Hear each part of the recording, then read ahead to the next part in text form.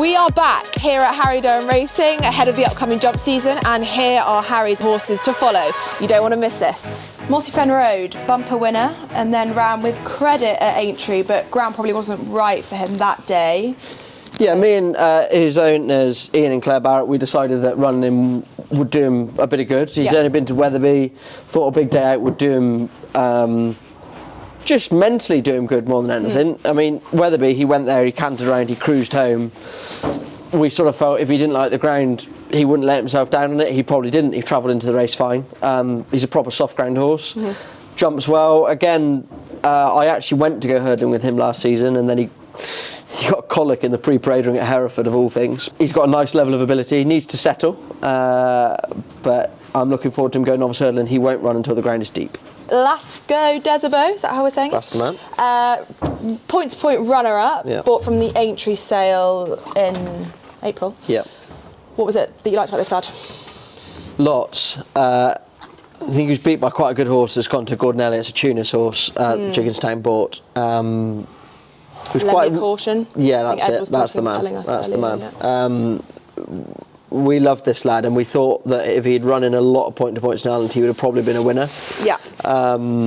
My kind of horse, as in not massive, good, really athletic, good step to him, bit of quality. I love what I see so far. He's schooled very, very nicely. Just a lovely horse, you know. He's been bought for Sir Martin Broughton and friends. Another walk in the park filly next up, Clondaw Park, that you bought from the Cheltenham sale. Tell us about this filly. Bought from Mick Goff, was very impressed with her point-to-point. Ed liked her. We were very impressed by what she did in very deep ground. She was very raw. You know, physically, she's done a lot of developing.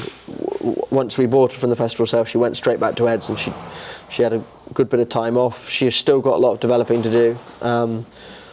We scored the other day and she was brilliant. Whether she runs in a bumper or a hurdle this year, I'm not sure yet. You know, the way you see her school, you think, God, it'd be a waste not to go hurdling, but then sometimes I look at her and think, you're still quite raw, maybe a year in bumpers wouldn't hurt her. So we're yet to decide that, but I think she's got enormous ability. She stands out quite a lot. Got a great step to her.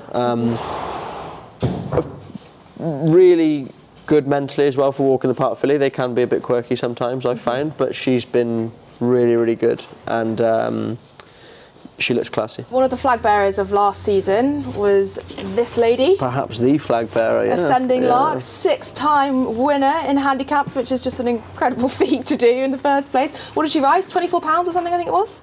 Yeah, it'd be about that, wouldn't it? Something like that. Yeah. What's the plan with her now? Sticking over hurdles? Yeah, we're going to stick over hurdles. The plan at this stage is there's a Grade 2 mares hurdle at Ascot in the middle of January. She'll go there. I mean, the winner of it last year, Take No Chances, rode 136. We're about the same.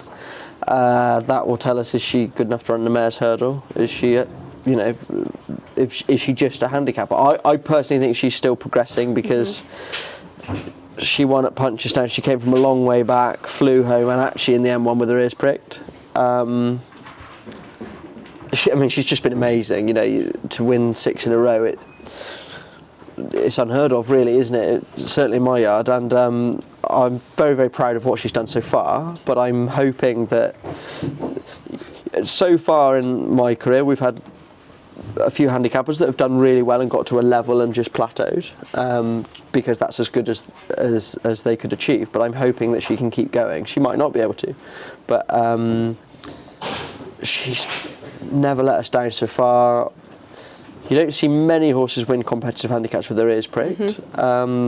Let's hope. I mean, she'll go to Ascot, which is a Grade 2. It'll be a step up if she can compete in that and hold her own. She's a mares hurdle horse. If not, she'll go back into handicaps. But yeah, she's been fabulous, and I'm not going to rush her. She's not great this side of Christmas, and she tends to get better through the season. Well, Viyanni for the OLBG Racing Club is another hugely exciting hurdler for this coming season, and got some incredible. He likes you. Got some incredible form in the book, finishing behind Lalamba and Mondo Man at Ascot. Where will you start him off this season? What's the plan? Plan is to go to the Jerry Fielding at Newbury. I think the best is yet to come with him, personally. He's talented. He really likes you, doesn't he? He's a talented horse. Obviously, we were aiming for the Fred Winter, and he got a hind leg injury, which, do you know, sometimes you look back at these things and think, God, it was really disappointing at the time.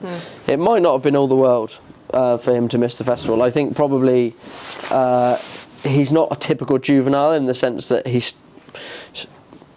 done quite well over the summer. He's not. He doesn't look like a flat horse. He looks like the horse that would come out of the Derby sale, really.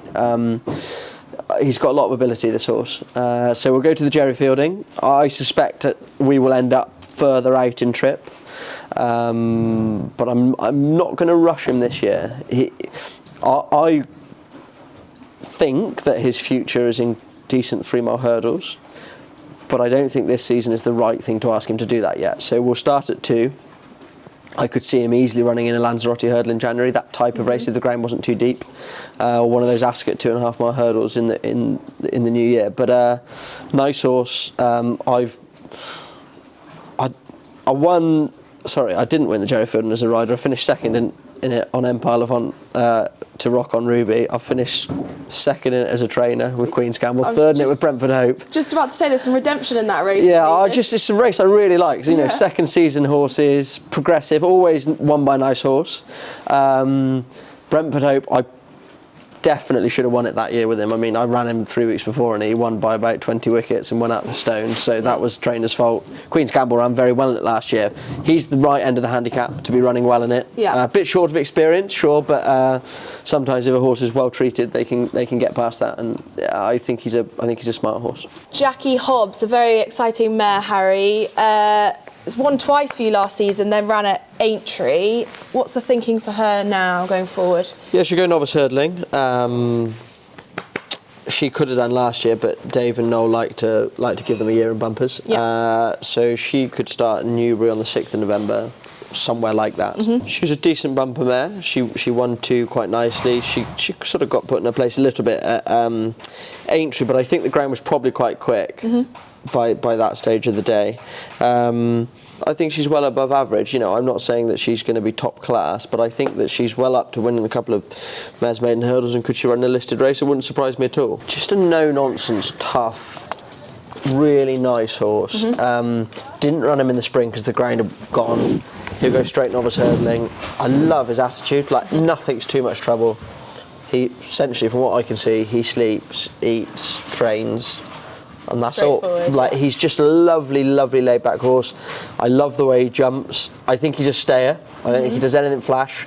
But he'll start in a soft ground 2.5-mile maiden hurdle somewhere. You know, he wouldn't run before there's plenty of give in the ground. Okay. But I sort of look at it as maybe one day he might be Welsh national type horse. He might not be, but that's the type of horse I have in my head. I really, really like him. And that's a wrap on Harry's horses to follow for the upcoming jump season. Make sure you stick with us over the coming winter months for all the behind the scenes content here from Upper Farm.